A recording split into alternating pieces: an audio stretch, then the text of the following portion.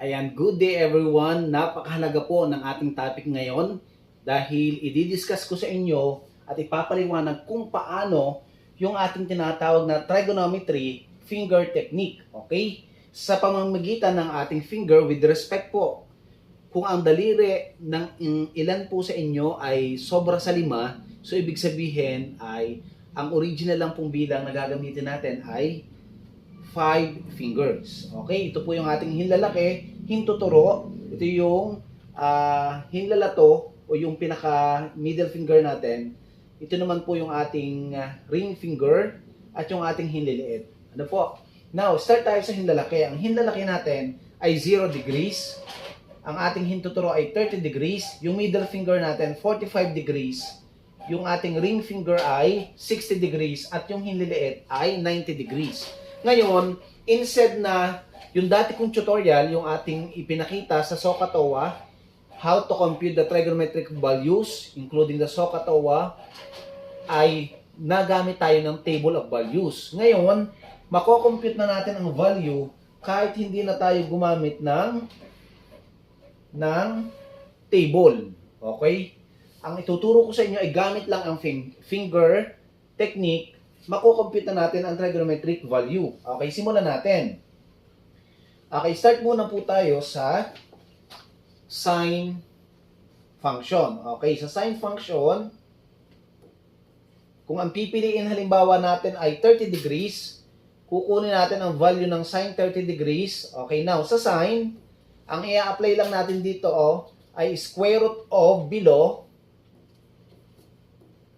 meaning square root of number of below. Kung ilan yung nasa baba ng 30, yun ang bibilangan natin. Kukunin natin ang square root. Then, i-divide natin sa 2. Ito yung ating formula kapag sa sine function. Sine 30 degrees. Ito yung ating 30 degrees. Nasa hintuturo. Square root of below. Okay, square root of below. Ilan daw yung below ng 30? Isa. So, meaning, square root of below, isa lang yun, square root of 1 over 2, that is, square root of 1, 1/2. Therefore, the value of sine 30 degrees is 1/2. Ganyan lang po kadali ang paggamit ng ating finger. Okay, example pa po tayo. For example, sa ating sine 45 degrees. Sine 45 degrees, punta tayo sa 45 degrees measure, ito yon. Now, kukunin natin ang square root of below. Tatandaan natin na kapag sine function, laging square root of below over 2. Okay, square root of below, 45 degrees, ito yon. Ilan ang below niya? Nasa baba niya, 1, 2. Dalawa. So, meaning square root of 2 over 2. Therefore, sine 45 degrees ay makukuha natin sa ating formula gamit ang finger technique. Okay, therefore, the value of sine 45 is square root of 2 over 2. Okay, next. How about, compute naman natin, example, sine 60 degrees. Sine 60 degrees, square root of below over 2. Okay, nasa na square root of below? Fingers.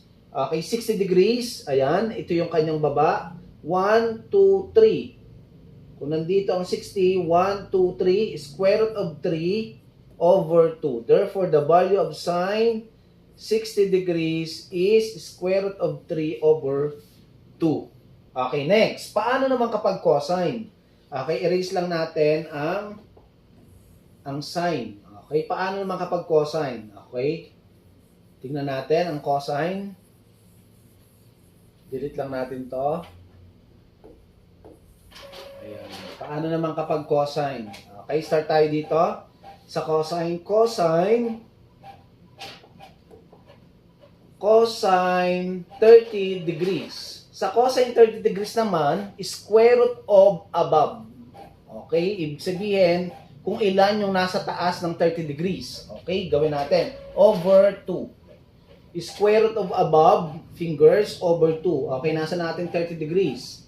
Ilan naman yung above natin? 1, 2, 3 ang above. Square root of 3 over 2. So meaning, the value of cosine 30 degrees is square root of 3 over 2. Okay, next. Paano naman kapag cosine 60 degrees. Cosine 60 degrees. Cosine 60 degrees, square root of below fingers. Square root of above fingers. Square root of above over 2. Okay, nasa ng 60 natin? Ito yung 60. Above, 1. Isa lang. So, meaning square root of 1 over 2. Cosine 60 degrees is square root of 1 is 1 over 2. Therefore, the answer is 1/2. Okay, next. How about cosine 90 degrees? Cosine 90 degrees. Okay, cosine 90 degrees is square root of above over 2. Okay, square root of above fingers. Square root of, ilan ang above ng 90? Ito yung 90 natin. Ito yung 90 natin. 90, ilan ang above? Wala na. So, meaning 0. Over 2. So, meaning square root of 0 is 0. Divide by 2. The answer is cosine 90 degrees is 0.